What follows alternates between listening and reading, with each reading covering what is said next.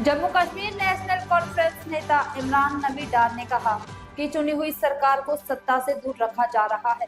जैसा उमर अब्दुल्ला ने बताया था, उन्होंने आरोप लगाया कि कश्मीर की स्थिति को लेकर सरकार आशंकित है, इसलिए मस्जिदों में ताले लगाए जा रहे हैं। रमजान में नमाज में कोई बाधा न आए, यह सुनिश्चित किया जाना चाहिए।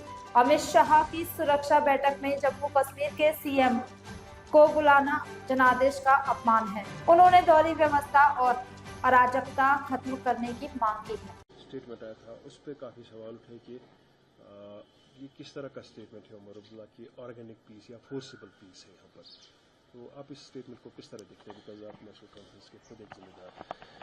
देखिए, उसमें कुछ मुझे ऐड करने की ज़रूरत है नहीं।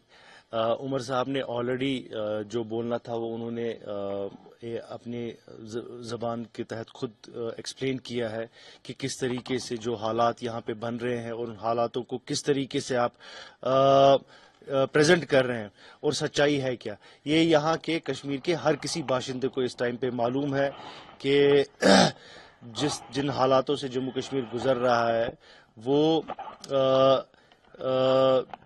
जिस ट्रस्ट डेफिसिट की बात कर रहे हैं और जिस दिल की दूरी की बात कर रहे हैं, अभी तक उसमें कोई सुधार आया नहीं है। बिकॉज जिन लोगों को यहाँ की कमांड संभालनी थी, जिन लोगों को मैंडेट मिला है यहाँ पर रूल करने का, उन लोगों को उन सब चीज़ों से स्ट्रैटेजिकली दूर रखा जा रहा है और उसी की तर्जुमानी कल उमर साहब ने उस इंटरव्यू में की।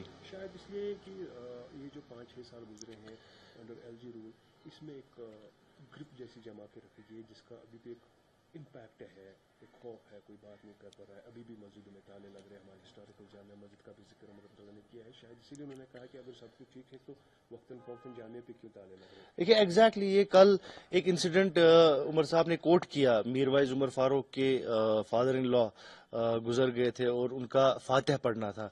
तो अगर ये पुलिस एडमिनिस्ट्रेशन, एलजी एडमिनिस्ट्रेशन उनको फातिहा पढ़ने की इजाजत नहीं देगी तो मुझे लगता है कि कहीं ना कहीं मुझे लगता है कहीं ना कहीं प्रॉब्लम है। गवर्नमेंट अभी तक श्योर नहीं है कि उनकी जो सिचुएशन है, जो नॉर्मल सी की बात कर रहे हैं, वो खुद श्योर नहीं है और they are themselves apprehensive about the situation in Kashmir. जो मुझे लगता है जिन वजूहात की वजह से ये डिसीजंस लिए जाते हैं, जैसा कि आपने भी बोला, मस्जिदों पे ताले लग जाते हैं अचानक से ही। अब माह मुबारक आ रहा है, हम उम्मीद करते हैं कि इस एडमिनिस्ट्रेशन को रिस्पॉन्सिबल एडमिनिस्ट्रेशन जो अपने आप को बोलते हैं, इनको पूरा भरोसा होगा अपने ऊपर, अपनी एडमिनिस्ट्रेशन के ऊपर, अपनी सिक्योरिटी पैराफर्नेलिया पे। और ये जो यहाँ के दीनी मजहब और जो नमाजें, जो दरूद अज़कार कश्मीरी लोग पढ़ते हैं माह रमज़ान में, उसमें कहीं रुकावट नहीं आनी चाहिए। हम उम्मीद करते हैं कि ऐसा ना हो। शायद उमर साहब ने इसीलिए कहा था कि यूनियन टेरिटरी में बहुत सारी चीजें पॉसिबल नहीं है, इसीलिए वो स्टेटहुड पर फाइट कर रहे हैं। देखिए, बिल्कुल ये तो पूरा क्लियर हो गया है। आप यहाँ के लोगों को इन्वॉल्व नहीं कर रहे हैं यहाँ के लोगों के साथ बात करने के लिए जब भी लॉ एंड ऑर्डर का इशू होगा। आपने ये भी देखा होगा कि जब होम मिनिस्टर साहब ने रिव्यू मीटिंग ली थी यहाँ सिक्योरिटी के रिलेटेड, तो यहाँ के इलेक्टेड चीफ मिनिस्टर को बुलाया ही नहीं गया था। तो ये एक मुझे लगता है मजाक है यहाँ के मैंडेट के साथ हो रहा है और हम चाहते हैं कि ये जो ड्यूअल सिस्टम और जो ये क्योस है गवर्नेंस में, ये जल्द से जल्द खत्म हो।